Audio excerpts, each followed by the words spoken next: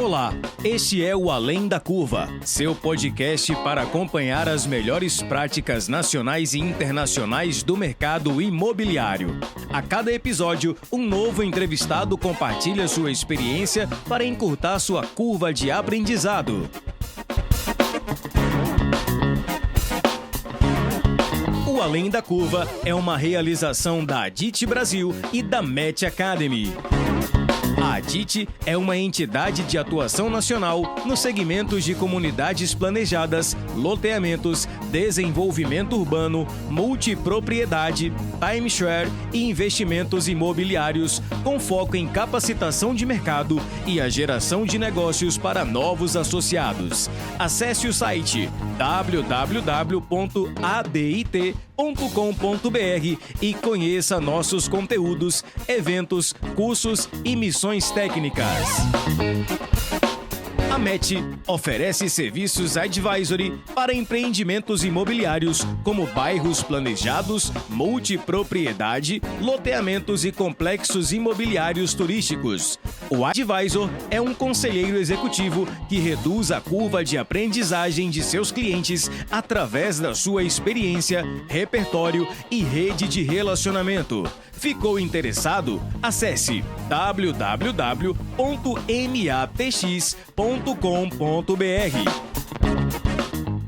Olá pessoal, tudo bem com vocês? Aqui é Felipe Cavalcante e hoje a gente vai fazer um podcast um pouco diferente. Vocês estão acostumados comigo a fazer perguntas, né, entrevistar outras pessoas, mas hoje eu vou fazer um podcast apenas comigo, né? Eu vou falar sobre um tema específico que é o bairros planejados, um tema que a DIT tem encampado aí já há quase 20 anos, que a gente tem sempre difundido, porque na verdade ele une coisas fantásticas, né, como arquitetura, urbanismo e o mercado imobiliário.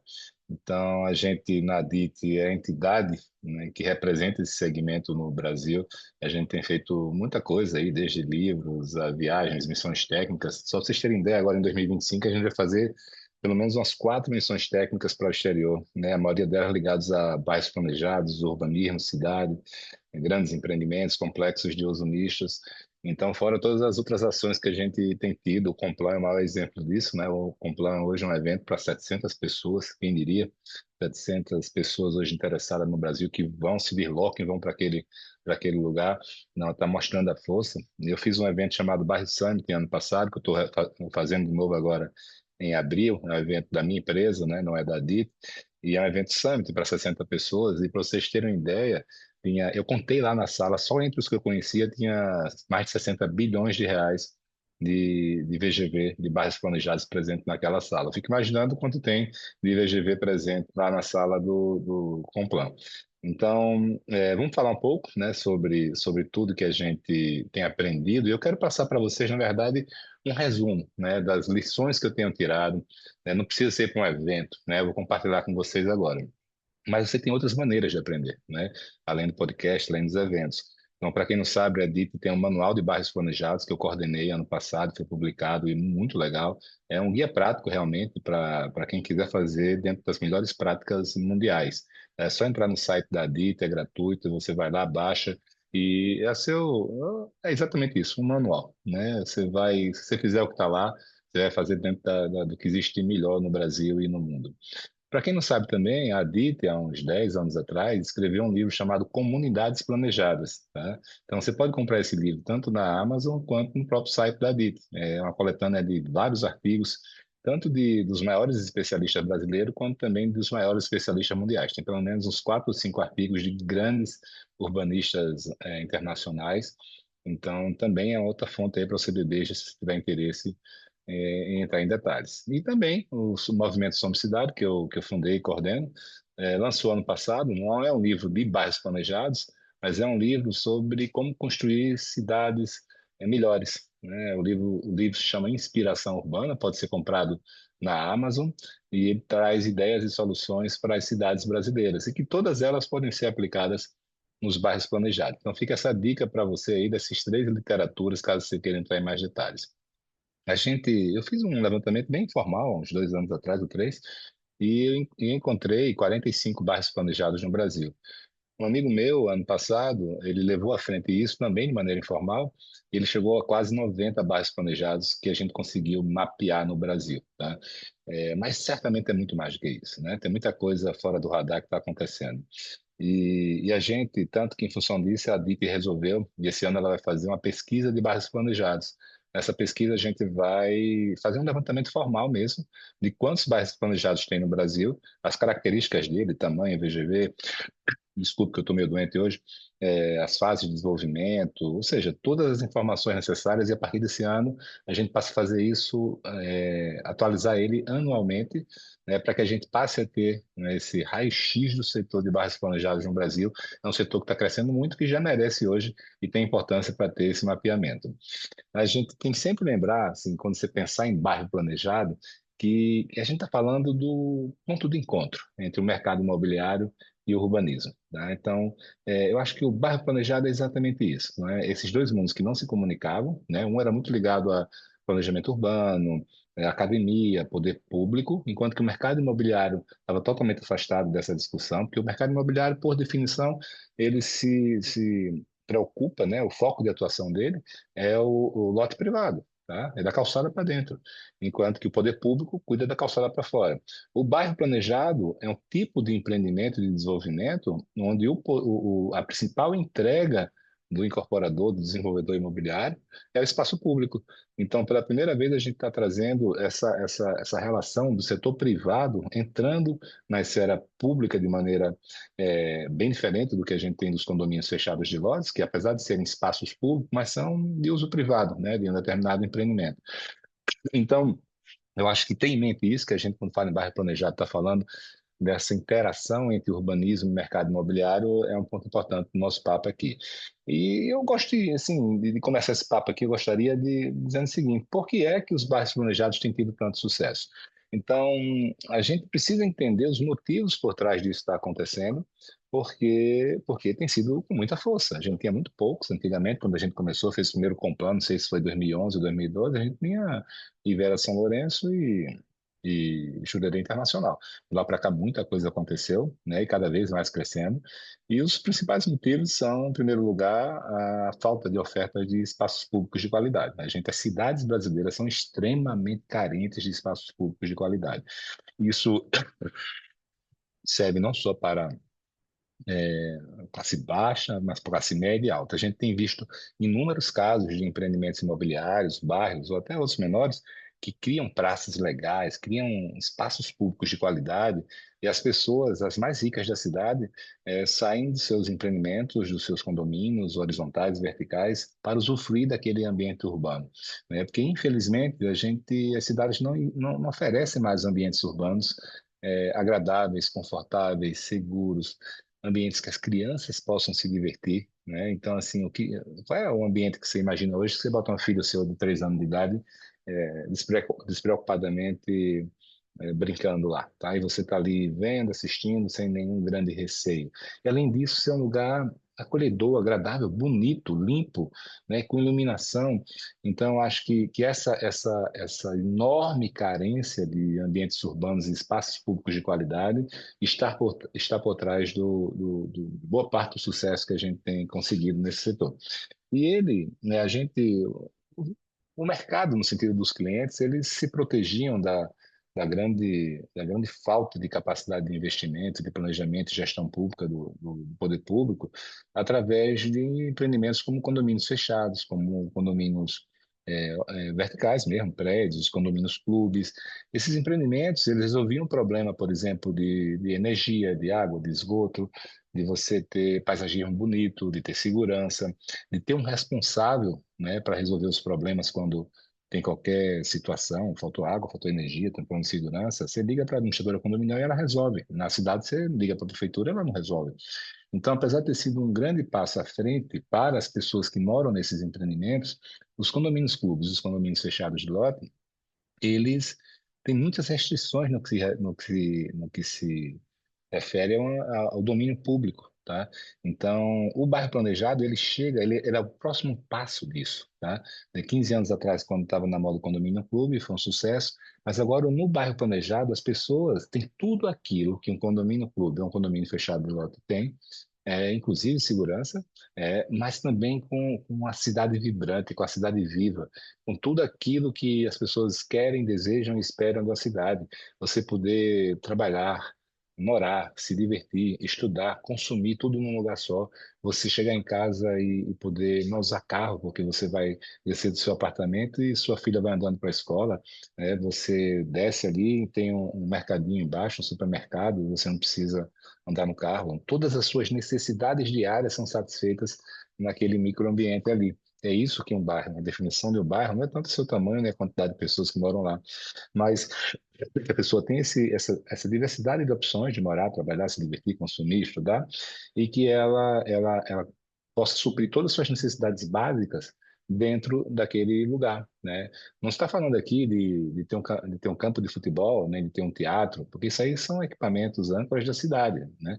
Mas o que é, você acordou de manhã, você precisa de um remédio, você precisa de um pão, você precisa de um chaveiro, você precisa ir na academia, você precisa tomar um sorvete, você precisa ir no supermercado, você precisa ir na escola, né, no cursinho, tudo isso aí um bairro ele precisa oferecer. E é isso que os bairros planejados têm oferecido. Mas qual é o problema que a gente tem enfrentado também? É o uso indiscriminado do nome bairro planejado. A gente tem lutado muito contra isso porque vários condomínios clubes e condomínios fechados de lotes, empreendimentos até de grande, até pequeno porte, eles começaram a se autodenominar bairros planejados. Isso é um problema, né? Porque as pessoas, o mercado começa a não entender bem quando um desenvolvedor sério, um empreendimento de vulto, ele diz eu sou um bairro planejado, fica confuso na cabeça da pessoa, porque a pessoa fica, o que é um bairro planejado exatamente? Eu acho que com o passar do tempo, com a educação do mercado, quando é que vira a chave? Né? Porque no lançamento dos bairros planejados, numa cidade que nunca teve nada daquilo, parecido com aquilo, tanto os clientes quanto os corretores não conseguem visualizar o que é um bairro planejado, né? Qual a diferença de entrega dele para um condomínio fechado de lotes ou um condomínio clube? Porque todos eles são empreendimentos imobiliários que falam sobre qualidade de vida, famílias lindas, bonitas, sorridentes, né? Todos eles oferecem paisagismo bonito, projetos de arquitetura bonito. Então, o que a gente tem percebido? Que isso muda totalmente quando o bairro é entregue, pelo menos a primeira fase dele, de espaços públicos, e aí as pessoas dizem, então é isso aqui, entendi agora. Então, a partir daí, naquela cidade, já fica uma coisa mais clara para todo mundo do que a diferença de um bairro planejado para... Peço desculpa novamente aqui pela tosse, mas é um desses vírus aí que pegou, mas vamos levando aqui. Então, esse é um ponto. E tem tido até casos, por exemplo, de empreendimentos, tem dois que eu conheço, que eles pegaram, fretaram um avião, levaram para um outro estado para conhecer um bairro planejado, para que os corretores entendessem do que é que eles estão falando, tá? O manual de bairros planejados que a gente fez foi exatamente com esse objetivo, de ajudar a disciplinar essa situação. E quem sabe no futuro a gente não pode transformar todos esses indicadores e premissas do manual de bairros planejados uma certificação, tá? A gente precisa avaliar se vai ter volume, se vai ter demanda, mas eu acho que em algum momento a gente vai acabar partindo para isso. E a gente tem um outro conceito fundamental que a gente usa também na questão nossa de bairro planejado que a gente difunde pela DIP, que é a cidade para as pessoas, tá? Esses conceitos de urbanismo que priorizam as pessoas em detrimento do automóvel estão muito presentes, são parte do DNA do que a gente denomina de bairro planejado, tá? Então, são empreendimentos que eles são desconfortáveis para os automóveis, sim, e são confortáveis para as pessoas. Tem calçadas largas, muitas vezes tem marquises, tem as praças, você uma série de técnicas que fazem com que a pessoa chegue de carro até lá, mas lá dentro seja muito confortável, seguro e agradável você fazer tudo a pé. Sabe quando a gente vai para um resort, tudo que a gente quer é chegar com o carro lá e a partir dali a gente não faz mais nada de carro, a gente não pega mais de um carro, tá? É isso, o bairro planejado, para você entender, é isso. E as pessoas é que são a grande prioridade para a gente. Então, a gente, inclusive no manual de bairros planejados, a gente tem lá uma série de detalhes de como obter essa cidade para as pessoas, né? Esse urbanismo voltado para as pessoas. Um dos pontos disso é que a gente precisa ter uma centralidade. Então, se você vai para um empreendimento e diz que é um bairro planejado, mas na verdade não existe uma grande centralidade, uma centralidade adensada, onde você claramente ali é o centro daquele empreendimento, e não precisa ficar no centro do bairro, ele é apenas que seja uma centralidade em algum lugar. é um lugar onde ele tem mais adensamento, prédios mais altos, e o comércio e os serviços estão todos concentrados ali, a sua grande maioria. Geralmente vai ter um espaço público de qualidade, como uma praça ou algo assim. Esse é um primeiro ponto para a gente chamar algo de bairro planejado. O segundo é que ele precisa ser integrado com a cidade. Se você vê um empreendimento que tem guarita na frente, ele não é um bairro, tá entendendo? Ele é um condomínio fechado. Então, essa integração, né, com o entorno, com a cidade livre, especialmente da centralidade e das partes principais dele, é o que caracteriza um bairro planejado. Isso não quer dizer que não possam haver condomínios fechados, por exemplo, dentro de um bairro. Bairros são grandes, tá? Então ele tem que ter vários produtos. Então é normal ter condomínios fechados, por exemplo, de lotes lá. Agora, o que não pode é ter a entrada principal dele em uma guarita. Então isso aí não caracteriza um bairro para a gente. A caminhabilidade, mobilidade ativa, aquilo que eu falei, né, é fundamental que ele seja um espaço que você faça tudo a pé ou de bicicleta, que ele esteja estruturado para isso, que você não brigue pelo espaço público, pelas vias com os automóveis, que os automóveis se sintam invasores, né, convidados, né, e quando realmente a pessoa ali é quem manda, tá? Então, essa questão de você fazer, você pode não querer fazer, mas você poder fazer tudo a pé ou de bicicleta é fundamental também. E não há o que se falar em bairro planejado sem haver uma diversidade de tipologias. Tá? O que é que eu quero dizer? Você vai para o empreendimento e ele diz que é um bairro, e ele tem 500 lotes ou 1.000 lotes de 200 metros quadrados, não é um bairro. Para a gente, ele não é um bairro. Ele tem que ter não só lotes como apartamentos, como comércio, como edifícios corporativos, de repente um hotel, uma escola, um hospital, mas ele tem que ter essa diversidade para atender a vários tipos de pessoas, tá? Assim, se são lotes, tem que ter lotes de vários tamanhos, tem que ter apartamentos de vários tamanhos. Então, essa diversidade de tipologia é fundamental para a gente caracterizar o empreendimento como um bairro planejado. O uso misto é outro, tá? Então, essa possibilidade, especialmente nas áreas centrais, adensadas, nas centralidades, de a gente ter, por exemplo, residência em cima, comércio embaixo, serviços embaixo, de a gente ter escritório misturado, assim. Eu sempre pergunto, Felipe, qual é um dos grandes conselhos que você pode dar? Misture tudo. A gente precisa ter uso misto, porque o uso misto, ele faz com que existam diferentes pessoas usando a cidade, o espaço, em diferentes momentos. E esse uso da cidade, do espaço público, da praça, da calçada, seja amanhã por um tipo de pessoa, 10 da manhã por outro, 8 da manhã por outro, meio-dia por outro, porque a pessoa que está trabalhando desce para almoçar, e aí ocupa, isso tudo dá segurança. Aí a pessoa vai pegar a escola, aproveita para tomar um chopinho, tá entendendo? E já ocupa aquele espaço, isso gera segurança. A gente precisa colocar pessoas na rua. Tá? Precisa ter o que a gente chama de olhos na rua, de colocar as pessoas na rua, ou vendo, enxergando a rua, porque é isso que gera a sensação de segurança. Então, não adianta, por exemplo, nos centros comerciais, centros urbanos, onde você só tem trabalho e quando dá 18 horas, 19, não tem uma viva alma, ou no final de semana não tem uma viva alma. É isso que o uso misto tenta combater, que não existem esses espaços de tempo ociosos aí que geram a sensação de segurança, de insegurança e perda de vitalidade da cidade. A gente estimula muito as fachadas ativas. As fachadas ativas são aquelas que geralmente são muito assemelhadas com lojas nos térreos dos edifícios, tá? Então, essas lojas nos térreos, elas são fundamentais para a vida. Agora, a gente tem que entender que muitas vezes o Brasil perdeu a arte técnica de fazer fachadas ativas. Eu moro em São Paulo, moro perto aqui da Rua Augusta, e lá tem tudo muito na Augusta e na outra, esqueci agora o nome. Eles têm tido muito empreendimento com fachada ativa. Desde 2014 o plano diretor tem incentivado, mas são fachadas ativas que não são ativas, elas são com vidros espelhados. Eles colocam lá plantas na frente, eles recuam a fachada 5 metros da calçada. Não existe fachada ativa recuada 5 metros, ela deixou de ser ativa. Mas a fachada ativa não precisa ser só também com lojas, tem várias outras maneiras. Eu estou envolvido num projeto agora, onde, na verdade, os corredores estão na parte externa. Isso é uma fachada ativa, porque faz com que as pessoas estejam vendo quem está do lado de fora, vejam o movimento. Então, pense sempre na fachada ativa. Agora tem um grande desafio, seja na cidade, seja no bairro planejado, e o excesso de fachadas ativas pode não encontrar demanda. Então, nos bairros planejados, o que a gente advoga é que não precisa ter fachada ativa em todo o bairro.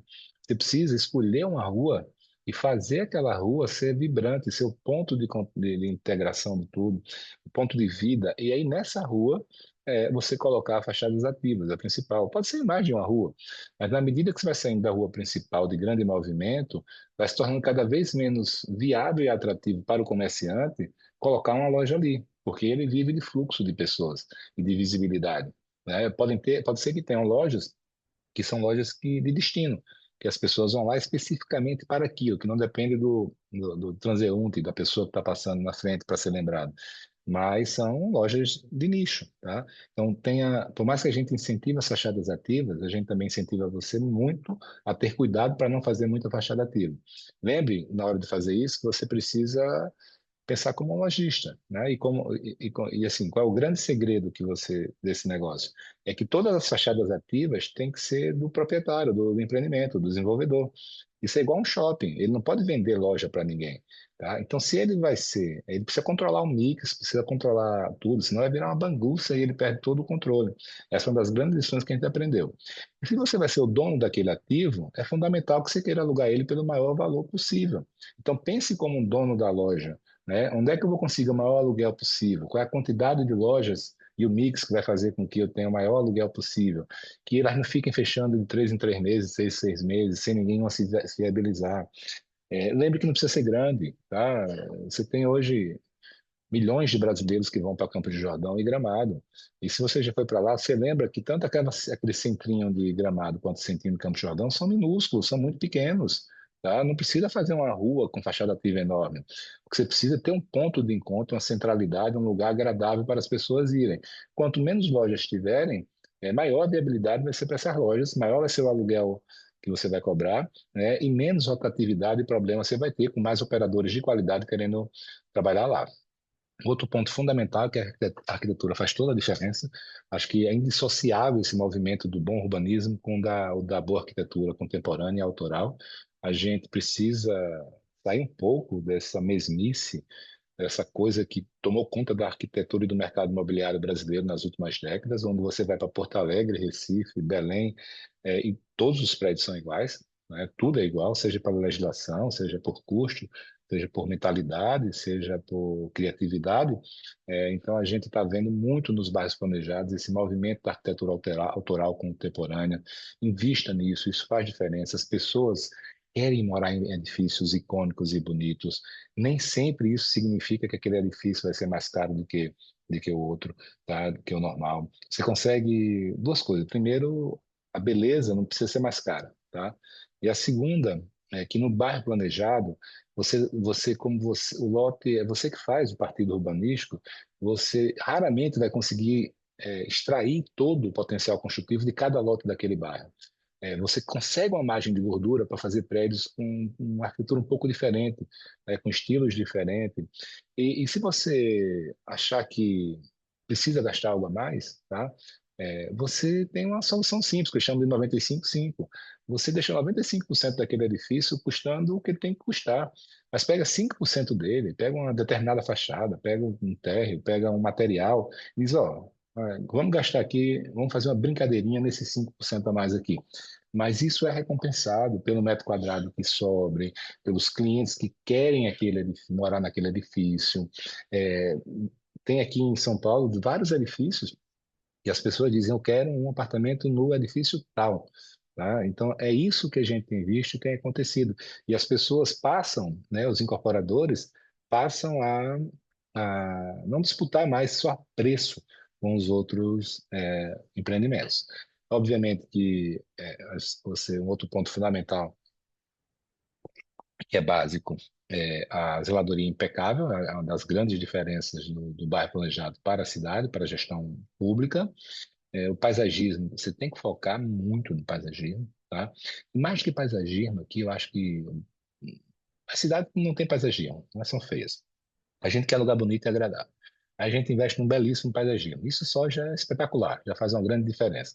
Mas tem um outro ponto que é não pensar só em paisagismo, só em plantas, mas começar a pensar em paisagem urbana, tá? Que a gente chama de streetscape. E ela envolve bem mais, envolve dar muito mais ênfase no mobiliário urbano, nas fachadas dos prédios, no térreo, no primeiro andar, no tipo de material do pavimento, da calçada, da via, a largura da via, quanto mais estreita, melhor. Então, são uma série de atributos e técnicas que existem aqui, infelizmente, também no Brasil, estão meio esquecidas, mas que geram esses espaços acolhedores e agradáveis para as pessoas. Então, passe a pensar em termos de paisagem urbana também, não só de paisagismo. É desnecessário dizer da importância crucial da segurança, tá? E aí todo mundo que nunca fez um bairro planejado, não foi, ele sempre tem aquele velho problema. Poxa, mas é aberto. As pessoas querem morar em lugar fechado, porque tudo é inseguro. Os principais bairros planejados do Brasil hoje, eles são do lado de favelas, e não há nenhum problema, porque existem muitas técnicas que a gente tem usado, desde as normais de ostensivo, né, não são muito usadas. Por que que ela não é tão usada? Porque a gente, em vez de colocar seguranças na rua, a gente coloca pessoas. E você sabe, por experiência empírica sua de vida, que se você está num lugar com muita gente, ali não tem roubo. No máximo que vai haver é um pickpocket, né? Um batedor de carteira. E aí, nesses lugares que tem muita gente, o ladrão não vai, o vendedor de droga não vai. Esse é o grande segredo da gente ter uso misto, da gente ter fachada ativa, de ter olhos na rua. É porque é isso que gera segurança. É a ausência disso no resto da cidade que faz com que os bandidos eles tomem conta das ruas, porque eles sabem que não vão ter problema. Mas vai além disso. Ele pode até roubar no bairro planejado, mas tem muitos outros lugares onde é muito mais fácil roubar e não ser pego. Com o uso da segurança que a gente tem hoje, todos esses bairros eles estão conectados com a polícia. A gente tem segurança, tem um caso engraçado de um amigo meu, que a moça entrou, estava no bairro dele, ela pegou uma cadeira e colocou um grupinho de adolescentes, etc. E colocou uma cadeira na mala do carro dela e foi para casa. Quando ela chegou lá na casa, ela chegou junto o segurança do bairro dizendo, olha, a gente queria que a senhora devolvesse a cadeira, tá? Porque ela falou, não, que cadeira? Eu não peguei nada. Não, ela pegou a cadeira tal, de tal cor, botou na sua mala, papapá, e aí ela pegou toda, né? Aí devolveu a cadeira e tem vários exemplos também de bandidos ou de pequenos ladrõezinhos que foram cometer furtos e a câmera pegou, o segurança chegou na hora. Corre na boca miúda, né, no boca a boca dos bandidos também. Pessoal, não vamos ali não. Ali é complicado. Ali a gente vai ser preso, ou ali a gente vai ter problema. Então é muito melhor eles irem para outras partes da cidade que não tem esse mesmo tipo de tecnologia e de pessoas na rua, tá? Então essas são as grandes soluções, né, assim, razões pelas quais os bairros planejados são tão seguros, né? E- mas mesmo assim, sempre tem aquelas pessoas que dizem, poxa, mas o meu bairro é de um padrão tal, não quero pessoas indesejáveis, não quero pessoas pobres, não quero pessoas isso. O que a gente tem visto na prática é que não existe pessoas desejáveis e indesejáveis, mas que exigem comportamentos desejáveis e indesejáveis. Então, isso é uma grande virada de chave, porque existem pessoas de alta classe social, adolescentes, que fazem comportamentos muito indesejáveis. E tem muitas pessoas de classe social mais baixa que fazem comportamentos muito desejáveis. No final das contas, o que a gente precisa, na verdade, é ocupar o espaço com comportamentos desejáveis, assim. E geralmente eles vêm de famílias e de crianças. Se um espaço ele é ocupado por crianças e por famílias, fatalmente adolescentes bêbados, ladrões, quem quer que seja, eles não vão aparecer naquele espaço. Eles vão lá e dizem, poxa, não é para gente. E a gente aprendeu as técnicas de fazer isso, do tipo, se o grupo de adolescentes ele chega lá às 5 horas todo dia, a gente mapeia tudo isso. A gente chega meia hora antes e faz um parquinho infantil. Aí quando ele chega lá, ele fala, poxa, isso aqui, que é isso? Não é para mim aqui, tá entendendo? Então, isso falando, pessoal, não é teoria, é prática. Eu consigo enxergar os exemplos que a gente tem feito sempre em relação a isso, tá? Fora isso, a gente tem aplicado muitos conceitos de placemaking. Placemaking é a criação de conexão emocional entre as pessoas e aquele lugar. Então, é vital em qualquer bairro planejado que eu conheço, essa ativação dos endereços, ativação do espaço público, a geração do senso de comunidade, a realização de muitos eventos. Os bairros planejados do Brasil, tem bairros que fazem mais de 160 eventos por ano. Não só que ele faz, mas que ele induz, que ele apoia. Não só eventos de grande porte, mas pequenos eventos de porte, mas tem muita coisa acontecendo o tempo todo. Tem muita coisa o tempo todo acontecendo. Isso traz vida, isso traz comunidade para aquele lugar. Então, assim, a gente tem que investir não só no hardware, não só no paisagismo, na arquitetura, na calçada, mas também no software, né? Nessa criação de senso de comunidade, da criação de conexão entre as pessoas e o lugar, e de conexão entre as pessoas que frequentam aquele lugar, que é a definição de senso de comunidade, tá? Mas o placemaker ele tem 5 pilares, tá? Você, quando for planejar seu placemaking no empreendimento, você já fica sabendo o seguinte, olha, eu vou ter que investir nisso. O primeiro lugar é crianças. O que são esses 5 pilares?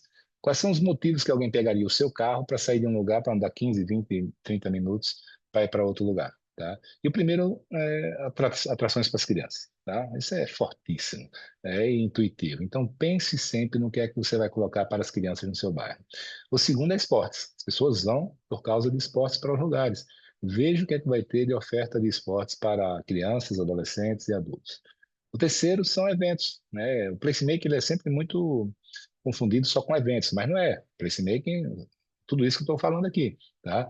Então faça muitos e muitos eventos, como eu falei. O quarto ponto que é muito subestimado, que para mim hoje é o mais forte para criar endereço, é o gastronomia, tá? As pessoas se deslocam, vão para longe para comer bem, para estar em ambientes legais e gostosos. Então, invista muito. A ancoragem da gastronomia é crucial, não só durante a existência do bairro, mas na pré-existência, quando você quer fazer o placemaking pré-lançamento, quer posicionar o local. Então, invista muito nisso. E, obviamente, o quinto ponto que faz as pessoas se deslocarem para um lugar é o ambiente urbano dele. Tá? É agradável, é gostoso, é confortável. Eu não tenho similares na minha cidade, então as pessoas vão. Podem ser alguns mais paisagísticos, pode ser mais urbano, mas se você juntar esses 5, né? Ambientes urbanos, gastronomia, crianças, eventos e esportes, não há chance de você não criar um lugar vibrante de sucesso para as pessoas, que vai atrair pessoas não só do seu empreendimento, da vizinhança, mas de toda a cidade. Então, isso aqui, pessoal, quis fazer só essa pequena apresentação aí para vocês, pequeno resumo, né, de alguns pontos que me vieram à cabeça sobre como fazer um bairro planejado. Eu tenho sempre, né, acompanhado, acho que eu tenho induzido, aí desde a criação da DIT, essa temática do bairro planejado no Brasil, uma coisa que é muito cara a mim, uma coisa que eu tenho me esforçado pessoalmente, dedicado a minha vida a isso, a difundir as melhores práticas mundiais de bom urbanismo, da aplicação delas no mercado imobiliário. É muito bom a gente ver isso acontecendo. Muito bom pessoalmente ver isso, tá? E as pessoas que entram em contato, que vão para um evento desse, para um curso, depois disso, poxa, mudei tudo. Então, eu fico muito feliz com isso tudo que está acontecendo. Vou continuar, né? Não só como produção de conteúdo, não só institucionalmente com a Dita Somos Cidades, mas com todas as consultorias e advisors que eu tenho feito aí para empreendedores de bairros planejados. É muito legal quando você pega na mão da pessoa ali, né? A pessoa nunca fez aquilo na vida. A pessoa fez incorporação e fez loteamento, só que o bairro planejado é um bicho totalmente diferente. Então, quando a gente vai lá, a gente organiza a cabeça da pessoa, né? A gente tem toda esse conhecimento acumulado, todo esse conhecimento de bastidores, porque muitas vezes as pessoas vão tirar foto no bairro planejado de sucesso e as pessoas não sabem que ela não faria, que aquele empreendedor não faria aquilo de novo, que aquilo foi um grande erro. Não saber desses pequenos fracassos, né, dos bastidores do que realmente deu certo ou errado, para reduzir a curva e o custo de aprendizagem, isso é muito legal, né? E a parte de materializar, né, de fazer master plan, de você juntar toda a equipe de paisagista, de arquiteto, de urbanista, do incorporador, do marketing, da engenharia, né, juntar toda essa turma e fazer nascer um espaço público único de qualidade, que geralmente vai ser um legado para a sua cidade. Isso tem sido uma fonte de grande satisfação, felicidade e alegria para mim. Então, esse podcast aqui, temático sobre bairros planejados, é apenas mais um passo, né, tentando difundir essas técnicas, essas experiências, esses conhecimentos que eu tenho feito de tantas maneiras. Espero ter sido útil para vocês, tá? E que vocês consigam colocar em prática.